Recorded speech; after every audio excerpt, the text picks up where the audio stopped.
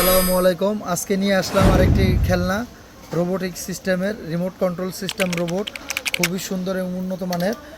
রিমোটের 2টা ব্যাটারি, আর এখানে হলো আপনার 3টা ব্যাটারি, কিন্তু এগুলো আপনার চার্জিং ব্যাটারি দিয়েও চার্জের পোর্ট আছে, দিয়ে এটা চার্জ করতে পারবেন। খুবই সুন্দর।